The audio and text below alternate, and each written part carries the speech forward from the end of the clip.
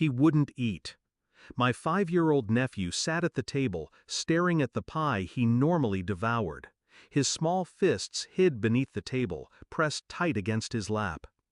"I'm not hungry," he mumbled, eyes fixed on the plate. His father chuckled, raising his glass. "He's just being fussy." His mother's glare cut sharp across the table. "Don't make a scene."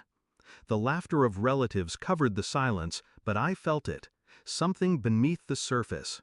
A weight pressing into the room that no one else cared to notice. Later, I rose for water.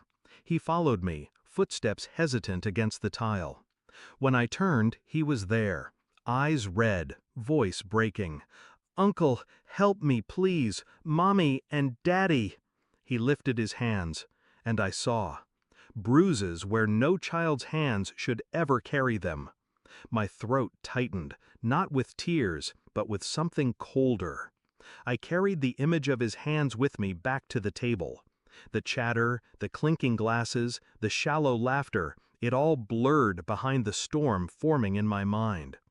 No one noticed me staring at the parents. The father's smug grin, the mother's sharp laugh. They looked untouchable, wrapped in their performance of domestic perfection. But the boy's words still echoed, "Help me, please."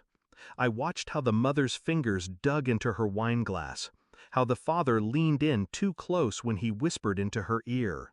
A language of cruelty disguised as marriage. And in that instant I recognized something. Not just abuse, not just neglect, something deeper. A betrayal of blood. The boy's eyes didn't resemble his father's. His small frame didn't carry the same lines. And the way the father dismissed him, like an inconvenience, not a son, pulled the thought tighter into place. Infidelity. A hidden life. Lies stacked like cards waiting for collapse. The bruises were only the surface. The real wound was buried in truth they thought I'd never find. I didn't confront them, not yet. Instead, I smiled, raised my glass, and said nothing. The first rule, you never show your hand too early. The next weeks, I watched, quietly, strategically. I picked up the boy from school once. His teacher looked surprised. "Strange," she said. "His father rarely comes. Always the mother, or someone else." Someone else. I began digging. Phone records, late-night calls, unfamiliar numbers saved under false names. I knew what I was looking for, even before the pieces aligned. And then, the hospital visit. A slip in conversation. The pediatrician glanced at me, at the boy, then at the chart. His expression stuttered when I introduced myself as his uncle. "Ah," he said, clearing his throat. "You're the brother of—" He stopped himself. Corrected, changed the subject too quickly.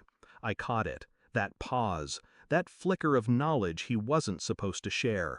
I ordered a DNA test, my own money, my own silence. Swabbed discreetly when I tucked the boy into bed. He thought it was a game. The waiting was the longest part. My outward calm never cracked, but inside was a storm of certainty tightening into inevitability. I already knew what it would say. The envelope arrived on a Wednesday morning. I sat at the kitchen table, the boy's laughter faint upstairs. I didn't hesitate. I opened it. The words were clinical, detached, but the meaning was a blade. He wasn't his father's son. The bloodline broken. The lie exposed. That night I returned to their house. Dinner again. Wine again. The performance. I waited until the plates cleared, until the laughter swelled. Then I slid the folded paper across the table. The father frowned, confused. He opened it, and his face drained.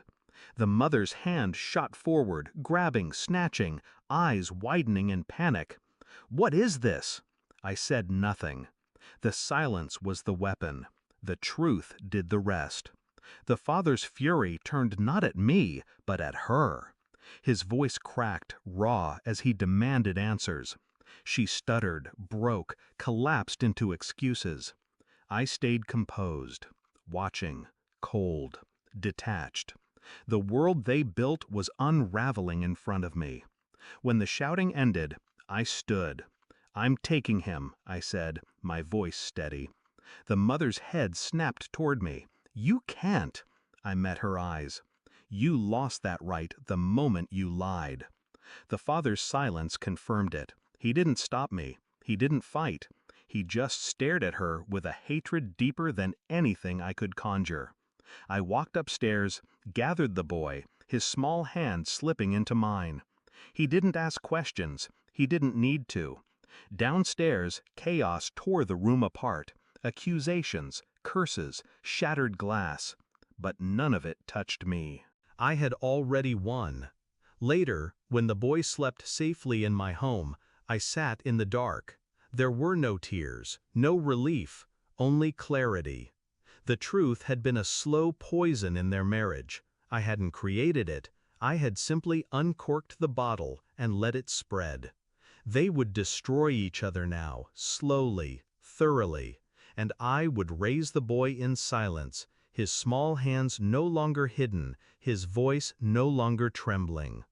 Betrayal has many victims, but sometimes, if you are patient enough, it devours only the guilty. I poured a glass of water, sat back, and let the stillness settle.